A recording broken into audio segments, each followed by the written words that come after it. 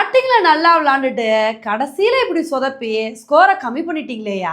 இப்படி வந்து சிஎஸ்கே பார்த்து சொல்ற மாதிரி தான் இன்னைக்கு சிஎஸ்கேவோட பேட்டிங் வந்து இருந்துச்சுங்க. இன்னைக்கு சிஎஸ்கேக்கும் எஸ்ஆர்ஹெச்க்கும் நடக்கிற மேட்ச்ல எஸ்ஆர்ஹெச் டாஸ் வின் பண்ணி ஃபர்ஸ்ட் பவுலிங் வந்து சூஸ் பண்ணாங்க. இதை வந்து பார்த்தோன்னே சிஎஸ்கேவோட பேட்டிங்கு ஸ்டார்டிங்லேருந்தே அதிரடியாக இருக்கும் அப்படின்னு தாங்க வந்து எதிர்பார்த்தோம். ஆனால் இன்னைக்கு ஸ்டார்டிங்கில் ஷாமி அதிரடி காட்டிட்டாருங்க. ஃபர்ஸ்ட் பால்ல சேக் ரஷீதோட விக்கெட் வந்து எடுத்துட்டாரு. அதுக்கப்புறம் இன்னைக்கு சாம் கரன் வந்திருக்காரு, நல்ல ஒரு இன்னிங்ஸை கொடுப்பாருன்னு பார்த்தா அவரும் அடுத்த கொஞ்ச நேரத்துல அவுட் ஆயிட்டாருங்க. களத்துல இருந்த ஆயுஷ் மாத்ரே நல்ல ஒரு இன்னிங்ஸ் வந்து கொடுத்துட்டு இருந்தாரு. அவரோட இன்னிங்ஸ் கண்டினியூ ஆகும்னு நினைக்கும் போது அவரும் பவர் பிளேக்குள்ளேயே அவுட் ஆயிட்டாருங்க. பவர் பிளேலே சிஎஸ்கேக்கு 3 விக்கெட் வந்து போயிடுச்சு. இதை வந்து பார்த்தோன்னே என்னையா இப்படி விக்கெட் போயிருக்கு, இனிமேல் எப்படி இன்னிங்ஸை பில்ட் பண்ண போகிறோம் அப்படின்னு நினைக்கும் போது அப்போ தாங்க ஜடேஜாவும் டெவால் பிரேவிஸும் ஒரு நல்ல இன்னிங்ஸ் வந்து கொடுத்தாங்க. டேவில் பிரேவிஸ் வந்து ஒரு சூப்பரான அதிரடியான ஆட்டத்தை வெளிப்படுத்தினாருங்க. நான் ஃபர்ஸ்ட் மேட்ச்ல வந்து விளையாண்டாலும் நான் அதிரடி தான் காட்டுறேன் அப்படின்னு மனுஷன் நல்ல ஒரு இன்னிங்ஸ் வந்து கொடுத்தாரு. அதுக்கு ஜடேஜாவும் நல்லா சப்போர்ட் பண்ணிட்டு இருந்தாரு. இவங்களோட இன்னிங்ஸ் அப்படியே கண்டினியூ ஆகும் நினைக்கும் போது அப்போதாங்க ஜடேஜா வந்து கமின மெண்டிஸோட பால்ல வந்து போல்ட் ஆயிட்டாரு.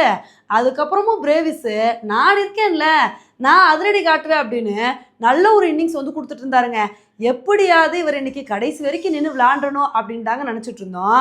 அப்போதான் என்ன ஆச்சு அப்படின்னா ஹர்ஷல் பட்டேலோட பால்ல பிரேவிஸ் ஒரு பெரிய ஷாட் ஆட போனாருங்க. அப்போ கமின மெண்டிஸ் எங்கேருந்து வந்தாருன்னே தெரிலங்க. மனுஷன் வந்து ஒரு கேட்சை பிடிச்சாரு பாருங்க, பறந்து வந்து ஒரு கேட்சை பிடிச்சி பிரேவிஸை வந்து தூக்கி விட்டாங்க. பிரேவிஸ் அவுட் ஆனவுடனே சிஎஸ்கேக்கு ஆரம்பிச்சதாங்க 7.5. அதுக்கப்புறம் லோவர் ஆர்டர் பேட்ஸ்மேன்ஸ் யாருமே உருப்படியான பெர்ஃபார்மன்ஸ் வந்து கொடுக்கல.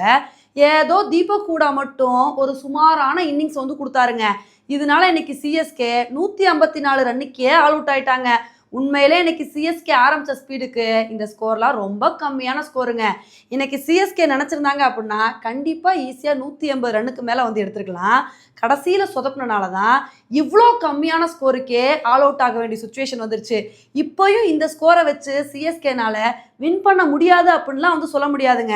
இப்போ எப்படி எஸ்ஆர்ஹெச் நல்ல ஒரு பவுலிங் பர்ஃபார்மன்ஸ் கொடுத்து பவர் பிளேலே மாற்றி மாற்றி விக்கெட் எடுத்தாங்க, அதே மாதிரி நம்ம பவர் பிளேலே ட்ரேவிஸ் ஹெட்டு, அபிஷேக் சர்மா இவங்க 2 பேரோட விக்கெட் எடுத்தோன்னு வச்சுக்கோங்களேன், அதுக்கப்புறம் எஸ்ஆர்ஹெச் பேட்ஸ்மேன்ஸ் யாருமே ஒரு நல்ல ஆட்டத்தை வெளிப்படுத்த மாட்டாங்க.